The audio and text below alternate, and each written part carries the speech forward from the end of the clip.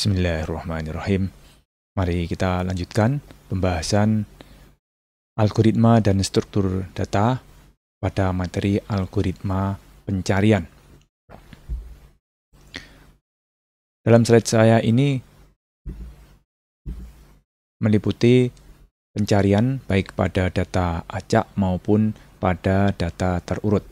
Ini seperti dalam kehidupan nyata yang bisa kita temukan bahwa dua kasus acak atau terurut ini sering kita jumpai.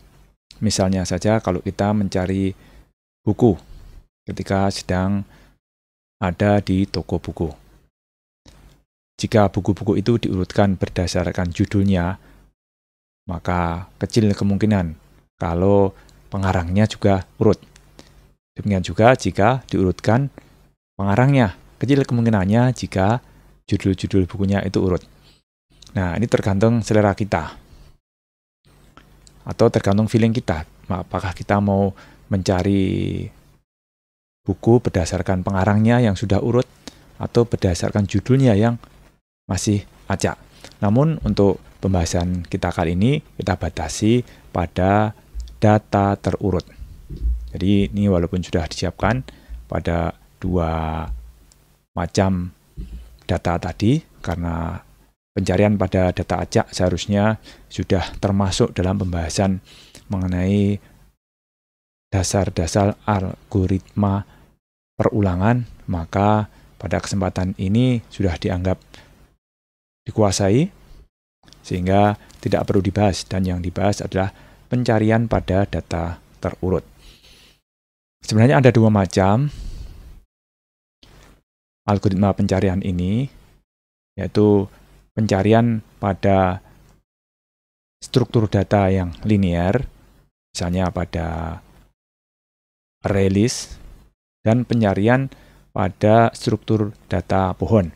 Kita batasi saja untuk kasus data yang linear, jadi bukan yang struktur datanya berbentuk pohon. Nah, kita antarkan dari apa yang sudah terdapat pada slide ini.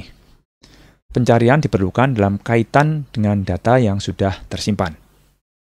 Ya, namanya menyimpan, pasti suatu saat yang kita simpan itu akan kita gunakan lagi, sehingga kita perlu mencari. Proses ini biasa dilakukan pada waktu sebelum proses editing, sebelum proses penambahan data, atau pembuatan data lain. Sebelum proses editing, ini biasanya untuk mencari posisi data yang akan diedit. Jadi sudah terlanjur dimasukkan, tetapi ternyata ada yang salah ketik atau ada typonya. Kemudian sebelum proses penambahan data, untuk meyakinkan sudah disimpan di data yang lama atau belum, begitu. Misalnya nama seseorang gitu. Kalau sudah, ya berarti kita akan melanjutkan pada nama yang selanjutnya. Nama yang sudah dimasukkan, yang ada di simpanan itu tidak perlu kita tambahkan lagi. Pembuatan data lain dengan memanfaatkan data yang sudah tersimpan. Jadi kalau sudah ada simpanan data, mengapa harus membuat data yang baru? Kita bisa mencarinya. Karena kalau harus mengentry lagi, misalnya profil seseorang, itu ada nama, ada nomor HP, kemudian ada alamat, golongan darah, dan sebagainya, akan lebih mudah jika kita mengacu pada data yang sudah tersimpan atau data lama. Kita cari, kemudian kita ketemu, sehingga bisa kita salin, tidak harus mengetik manual. Dalam kuliah ini dibatasi penyimpanan pada memori internal dengan data yang unik. Jadi asumsinya kalau Anda nanti mengenal basis data, maka yang tersimpan di situ adalah data yang unik. Jadi bukan mencari berdasarkan namanya, tapi mencari berdasarkan ID-nya, misalnya seperti itu. Mencari berdasarkan nomor kendaraannya, bukan berdasarkan nama kendaraannya, merek kendaraannya, nama pemiliknya, dan sebagainya. Dalam kondisi tertentu, pencarian data yang tersimpan pada memori eksternal eksternal bisa dilakukan dengan terlebih dahulu mengcopy data dari memori eksternal ke memori internal. Jadi memori eksternalnya untuk sementara dikesampingkan karena data-data yang tersimpan di eksternal asumsinya bisa dipindahkan ke memori internal. Kita langsung bebas ke pencarian pada data terurut. Itu pun kita tidak usah membahas algoritma pencarian sekuensial pada data terurut. Ini mirip kejadiannya dengan kita mencari kata pada buku kamus. Ya, pasti kita tidak akan mencari kata-kata itu, misalnya kata yang diawali dengan huruf O, tapi kita mulai dari halaman pertama, kata-kata yang dimulai dengan huruf A. Tidak ada, terus mencari lagi pada halaman berikutnya yang kata-katanya diawali dengan huruf B dan seterusnya C, D, E. Terlalu lama. Jadi kita langsung saja ke algoritma pencarian biner. Penggunaan algoritma pencarian sekuensial pada data terurut belum tentu efektif pada kasus tertentu, yaitu jika data yang dicari berada pada bagian akhir kelompok data yang dicari. Hal ini analogi dengan pencarian kata dalam kamus dengan cara membuka halaman dari depan satu persatu, padahal kata tersebut diawali dengan huruf Z. Nah, ini contoh yang ekstrim. Pencarian kata dalam kamus akan lebih efektif jika dimulai dari halaman yang berada di tengah-tengah buku kamus. Jadi kita bisa mengambil pelajaran atau mengadopsi apa yang kita lakukan ketika mencari kata dalam kamus untuk dijadikan algoritma pencarian biner ini. Jika kata yang dicari ternyata berada di halaman sebelum pertengahan kamus tersebut, pencarian dilanjutkan lagi pada setengah bagian awal buku.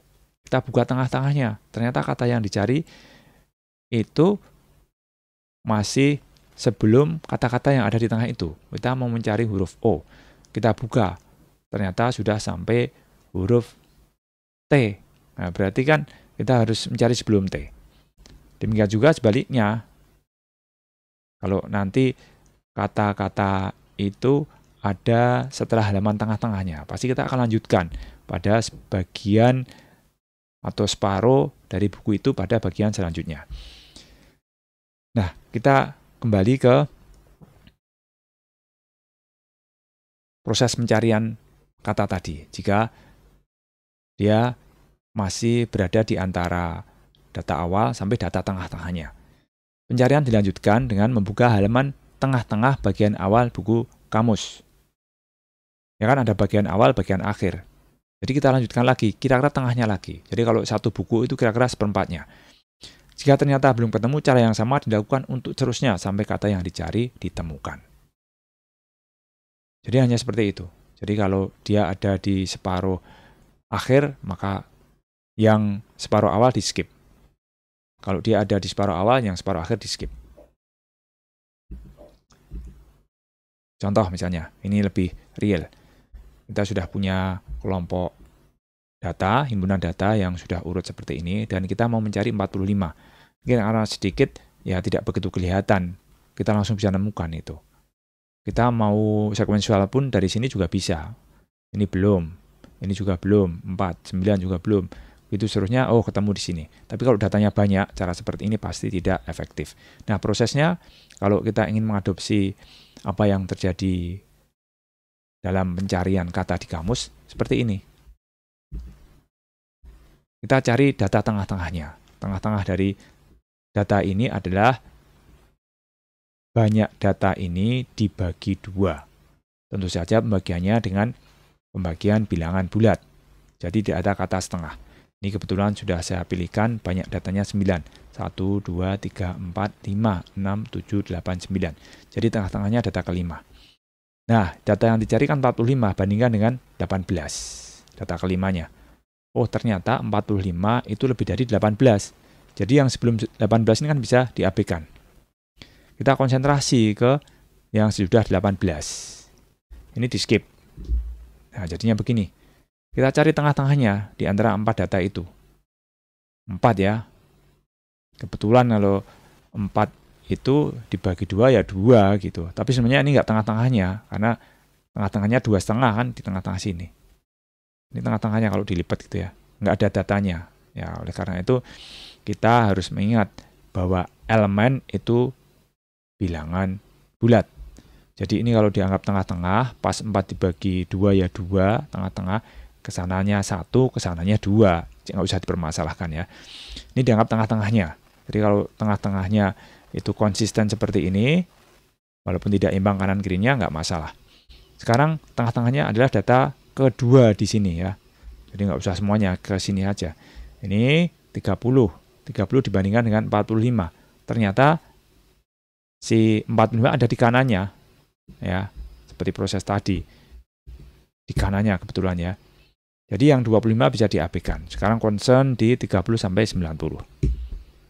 Nah, seperti ini. Nah, sekarang tengah-tengahnya ya 45 sendiri sehingga sudah langsung ketemu di sini. Dalam contoh, cukup dengan 3 langkah. 45 sudah ditemukan.